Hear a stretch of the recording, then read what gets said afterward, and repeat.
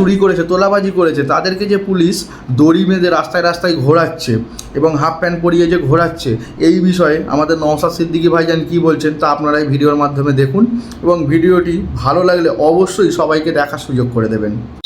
অভিযুক্তদেরকে ধরে অর্ধনঙ্গ করে রাস্তায় ঘোরাচ্ছে, এর বিষয়েও প্রশ্ন তুলব। যদিও কলকাতা হাইকোর্ট এটাকে কড়া নির্দেশনা দিয়েছে, এগুলো কোনো মধ্যযুগীয় কালচার আসছে, এটা কোনোভাবেই কাঙ্ক্ষিত নয়। অন্যায় করেছে, অন্যায়কারী সর্বোচ্চ শাস্তি দেওয়ার পক্ষে আমি, না ছাড় পেয়ে যায়। কিন্তু অন্যায় করেছে অভিযুক্ত, তার আগেই যদি আমি পুলিশ নীতি চালাই তার উপরে, তার আগেই যদি তাকে আমি জনসমক্ষে হ্যারাসমেন্ট করি, এরকম ভাবে মেনে নেওয়া যায় না। কোমরে দড়ি বাঁধা তো দূরের কথা, হ্যান্ডকাপ লাগাতে গেলেও ম্যাজিস্ট্রেটের পারমিশন নিয়ে লাগাতে হবে। আমার তো মানে সেগুলো কিছুই নেয়নি।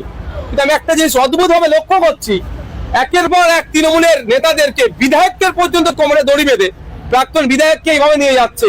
তৃণমূলের সুপ্রিতন সুকেনিন কামান, তৃণমূলের লিগাল সেল কি ঘুমাচ্ছে?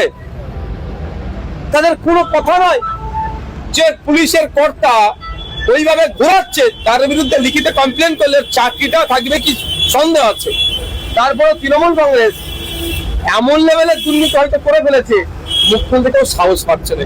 এই বিষয়গুলো বাজেট সেশনে অবশ্যই উঠবে, গভর্নর স্পিচে কি আসছে তার উপরে উঠবে, আলোচনা হবে।